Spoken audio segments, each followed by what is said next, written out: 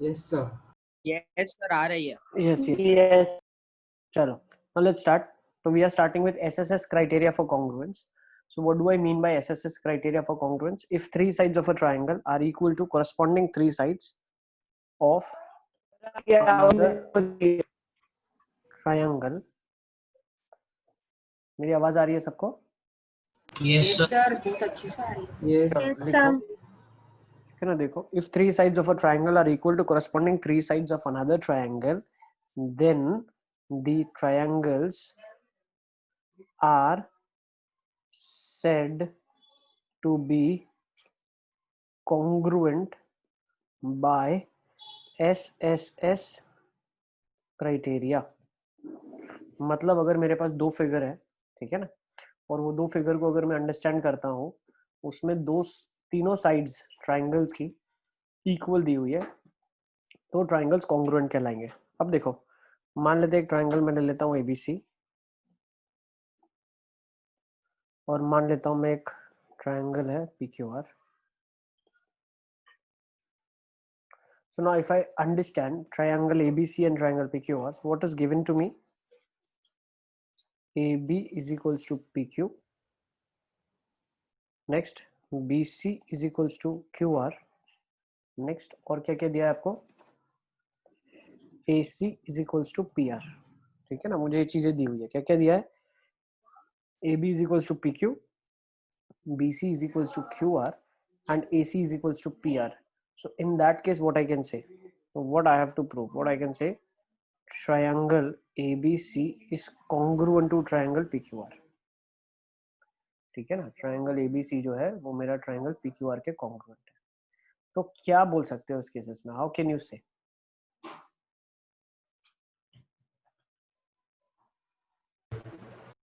देखो, जो सबसे पहला जस्टिफिकेशन हम हमेशा देते हैं वो क्या दे सकते हो आप?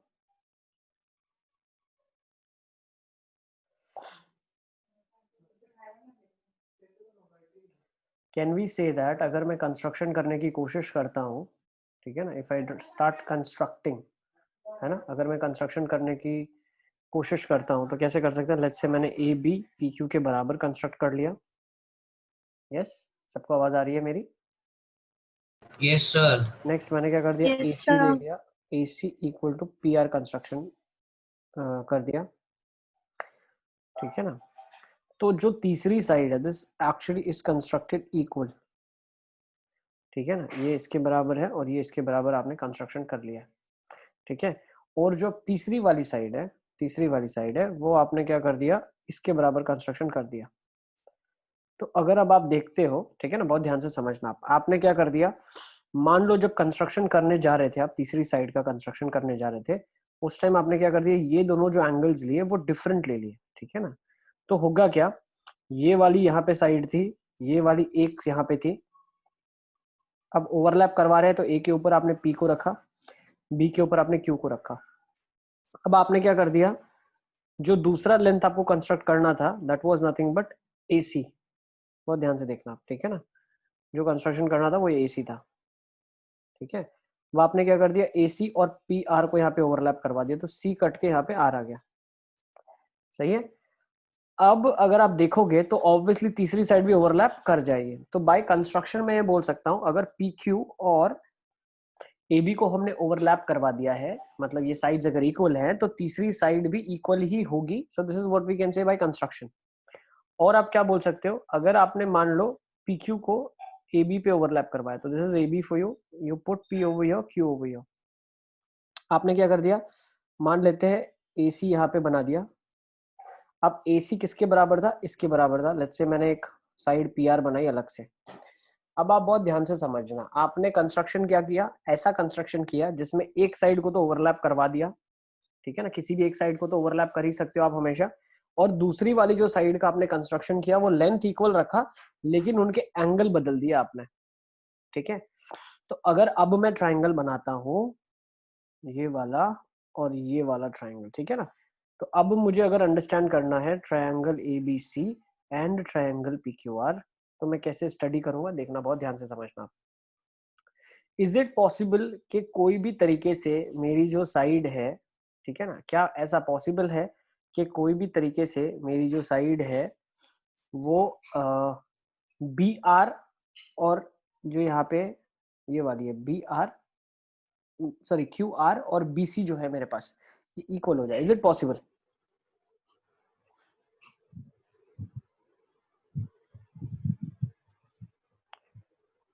क्या ऐसा पॉसिबल है बी आर और क्यू सी एक दूसरे के साथ ओवरलैप कर जाए?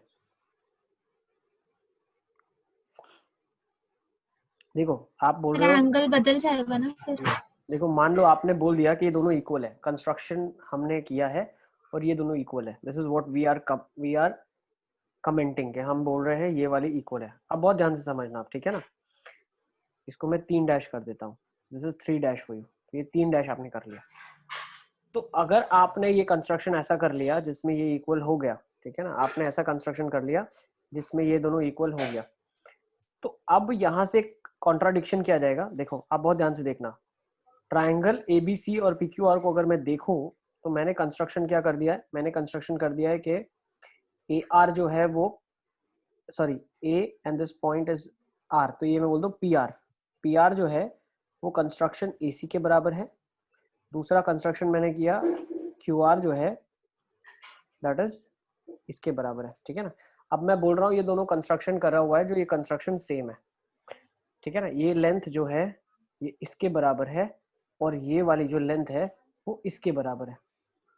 अब अगर आप थोड़ा ध्यान से समझो, ऐसा हो नहीं सकता। क्यों नहीं हो सकता? अगर ये वाली लेंथ इसके बराबर हो जाए और ये वाली लेंथ इसके बराबर हो जाएगी, ठीक है ना, तो एंगल्स डिफरेंट कैसे होंगे? Is it clear? सर नहीं समझ में आ रहा। देखो आपने ये तो ओवरलैप करवा दिया, ठीक है ना। एक काम करो ना आप, मैं आपको बता रहा हूँ, आप एक काम कर लो, आपने ये सर 5 एक सम फिर से सेंटीमीटर, समझा दो ना। देखो मैं बता रहा हूँ ना, विल डू कंस्ट्रक्शन। हाँ मान लो 5 सेंटीमीटर का आपने ए बी बना दिया, ठीक है ना, और 5 यस सर। सेंटीमीटर का ये आपने पी क्यू बना दिया, ठीक है। फिर आपने क्या कर दिया, 6 सेंटीमीटर का लेट्स ए सी बनाया है, ठीक है, और 6 सेंटीमीटर का किसी और एंगल पे पी आर बनाया है, ठीक है। Yes sir. अब आप बोल रहे हो कि सर मैं ज्वाइन कर लेता हूँ इन दोनों को, तभी तो ट्राइंगल बनेगा ना, तभी आपका एक ट्राइंगल एबीसी कंप्लीट होगा और एक ट्राइंगल पीक्यूआर कंप्लीट होगा, है ना, ठीक है।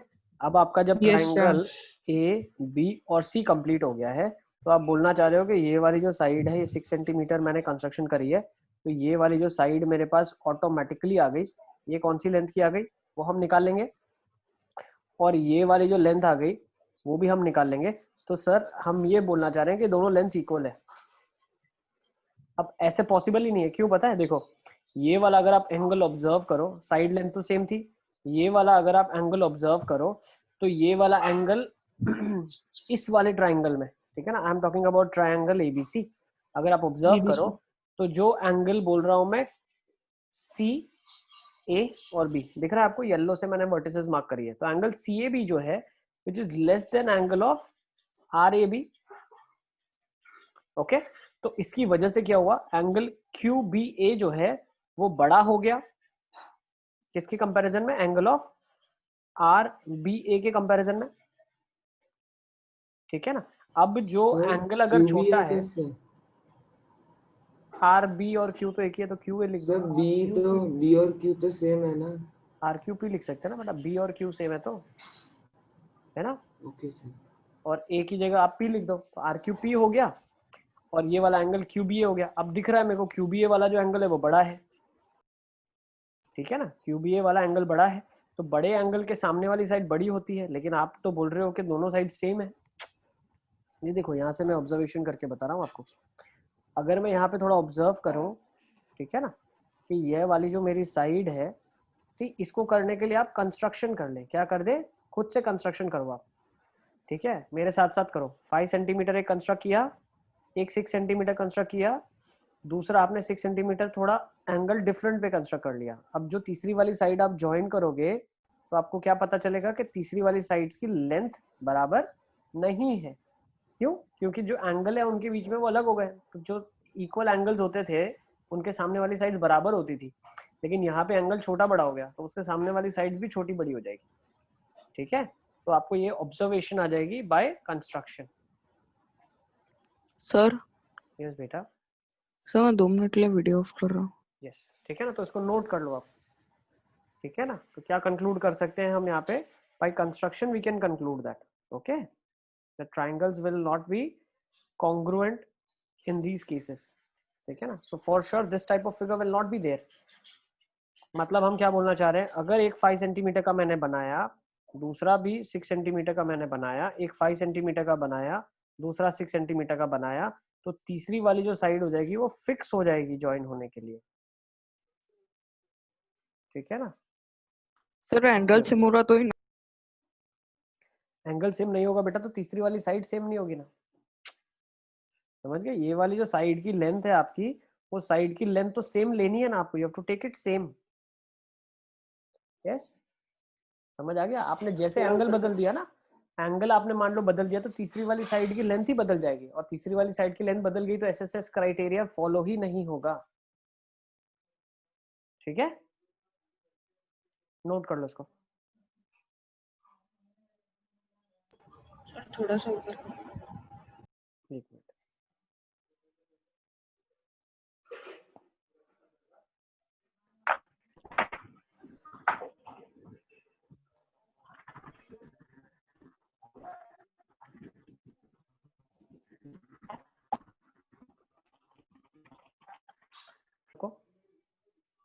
Yes, sir. Yes, sir.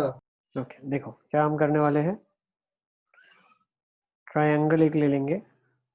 Let's take the triangle as PQR, और एक मैं ट्रायंगल ले लेता हूँ XYZ, लेट्स से, ठीक है ना.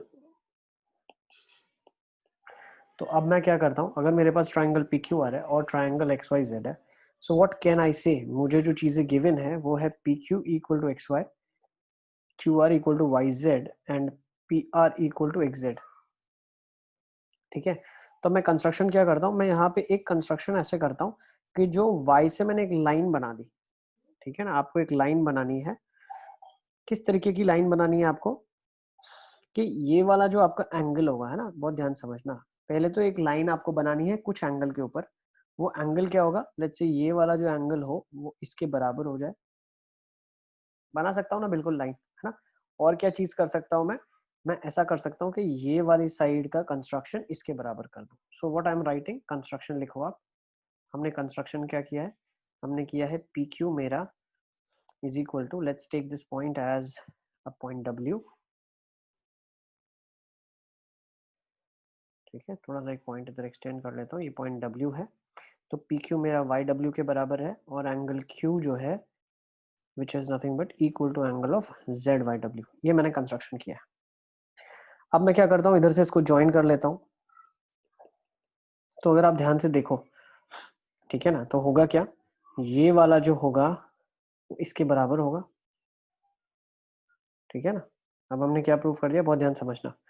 अब मैं ले रहा हूँ ट्राइंगल PQR ले रहा हूँ, और ट्राइंगल ले रहा हूँ मैं देखो यहाँ से आप ये भी चीज बोल सकते हो कि एक मेरा जो PQ का कंस्ट्रक्शन था वो मैंने YW के बराबर कर दिया, दूसरा एंगल मैंने कंस्ट्रक्शन इक्वल कर दिया, तीसरा अगर मैं इसको ऐसे ज्वाइन कर लो, इधर से मैं इसको ज्वाइन भी कर लेता हूँ, ठीक है ना. अब मेरे पास ट्राइंगल बन गया है W, Y और Z, ठीक है ना. तो triangle PQR and triangle W, Y and Z will understand these two triangles.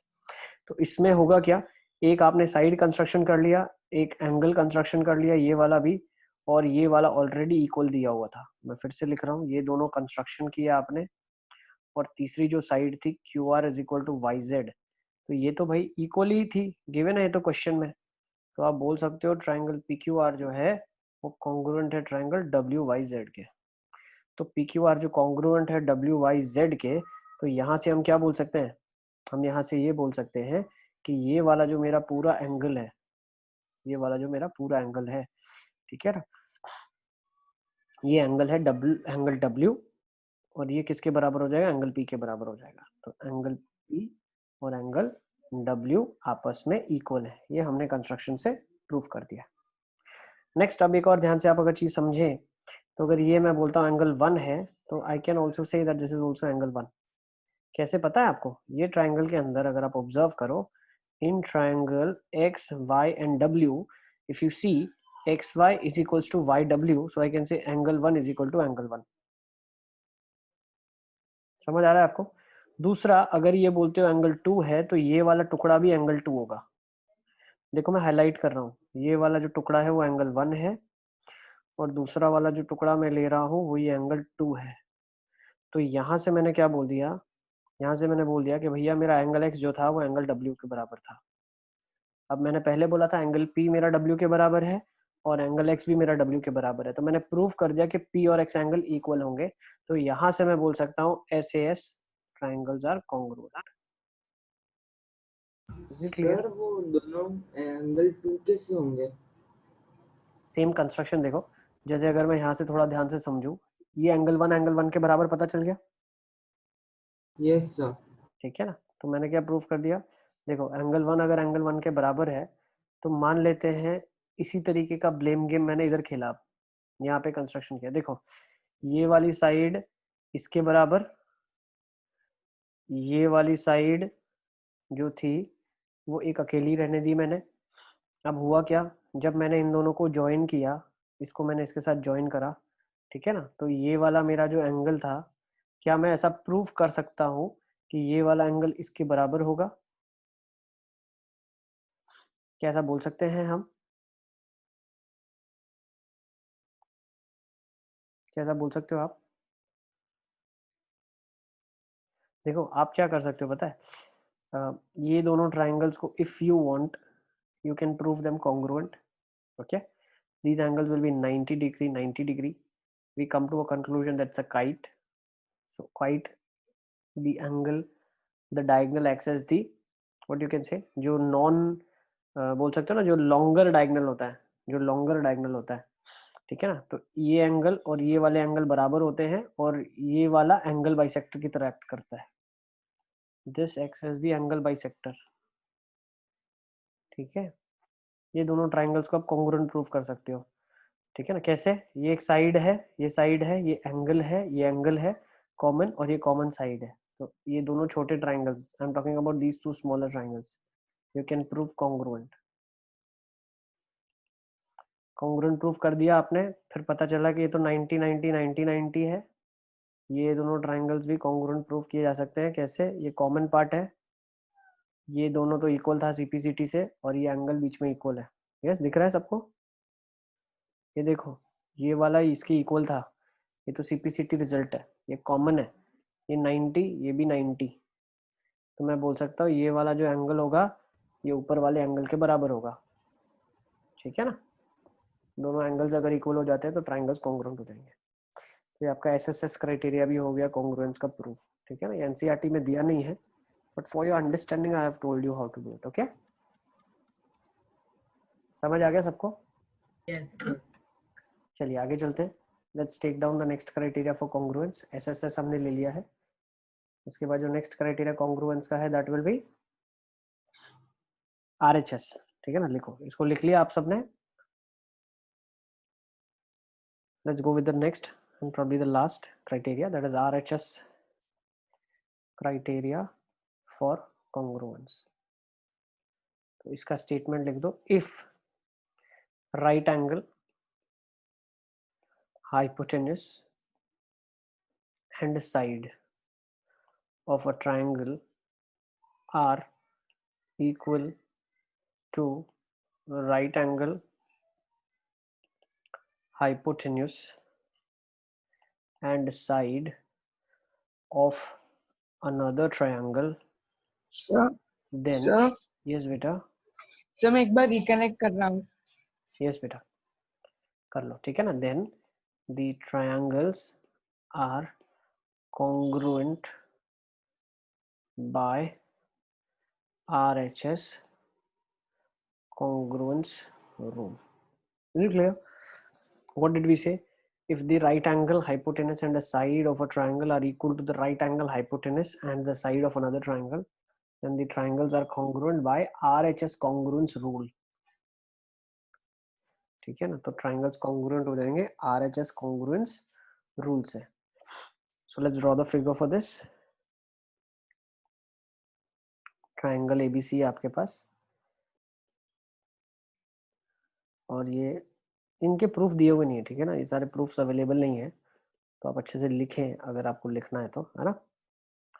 तो given to you is, let's say angle B equals to angle Q. Next hypotenuse is given to you, that is AC equals to PR and AB equals to PQ. This is what is given to you, ठीक है ना. Angle B equals to angle Q, AC equals to PR and AB equals to PQ. ये चीजें आपको दी हुई है, आपको prove करना है. You have to prove that triangle ABC is congruent to triangle PQR. क्या कर सकते हैं आप लोग? ये आपसे हो, एंगल PQR 90 है. यस, ये एंगल इक्वल टू 90 दिया हुआ है आपको, ठीक है ना. Right angle, hypotenuse and a side. Right Yes. Angle, hypotenuse and a side. चलो गिव अ ट्राई, कैसे करोगे इसको प्रूफ.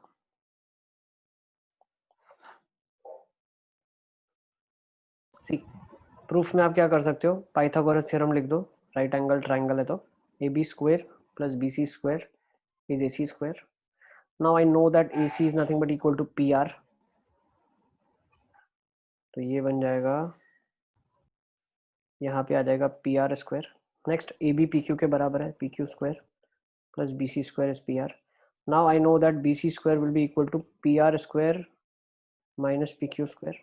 अब अगर आपने यहाँ पे पाइथागोरस लगाया होता तो आपको पता चलता कि P R square is equal to P Q square plus Q R square के बराबर होता है. ओके, और P R square minus P Q square किसके बराबर होता है, क्यू आर स्क्वायर के बराबर होता है. तो बी सी स्क्वायर किसके बराबर हो गया, क्यू आर स्क्वायर के बराबर हो गया. यस बेटा, B C Q sir R के आपने बराबर, PQ square plus BC square क्यों लिखा? क्योंकि हमने रिप्लेस कर दिया ना, जो क्वेश्चन में डेटा आपको दिया हुआ है, आपको दिया ए सी पी आर के बराबर है तो ए सी को पी आर से रिप्लेस कर दिया. ए बी पी क्यू के बराबर दिया तो ए बी पी क्यू से रिप्लेस हो गया, है ना. तो बी सी क्यू आर के बराबर आ गया. So once you have B C equal to Q R, ठीक है ना, अब आप क्या बोल सकते हो, side angle side, side angle and side, therefore by SAS triangles are congruent. ठीक है, लिख दो इसको आप.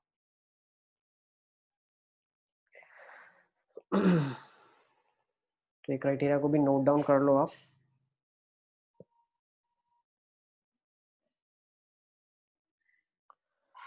Is it clear? यस बेटा, टेल मी.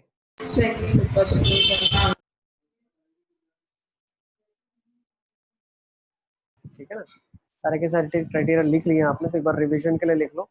ट्रायंगल कॉन्ग्रुएंट बोलने के, ABC congruent to triangle PQR आप बोलने के कितने तरीके आपके पास.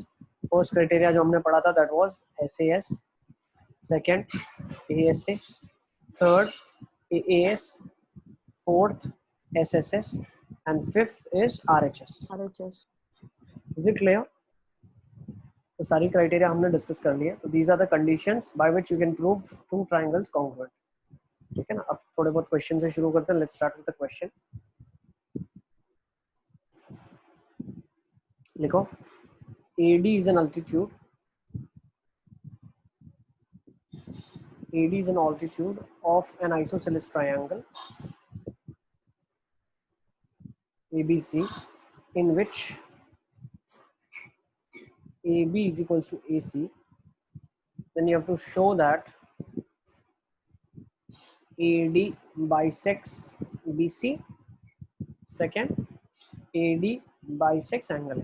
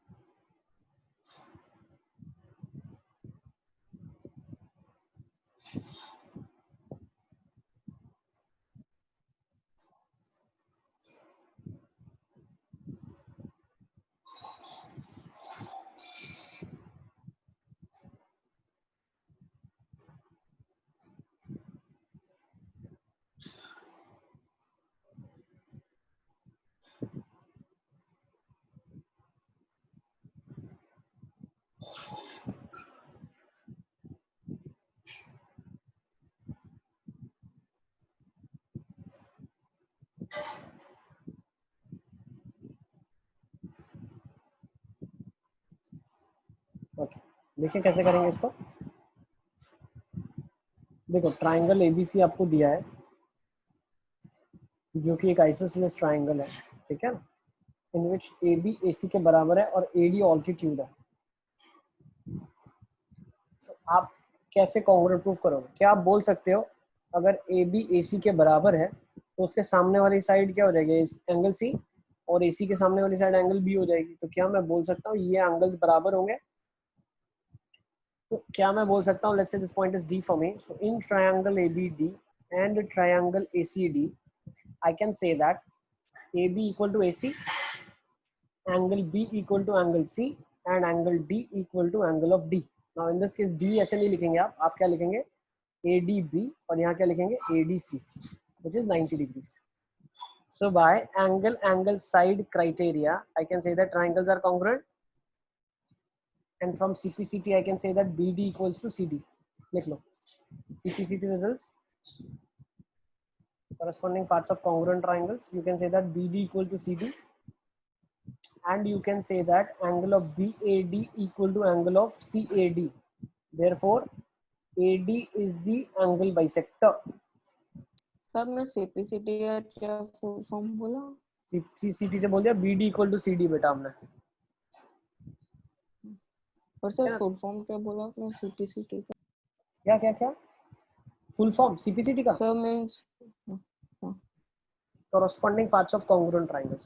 जो रिजल्ट 6 होते हैं, 3 से हम क्या करते हैं प्रूफ करते हैं, और 3 हमारे पास CPCT रिजल्ट की तरह बाहर आते हैं कि ये भी हम बोल पाएंगे अगर कॉन्ग्रुएंस हमने प्रूफ कर दिया तो,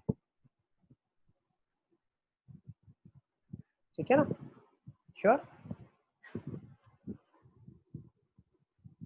चलें आगे, Sir, wait. लिख लो।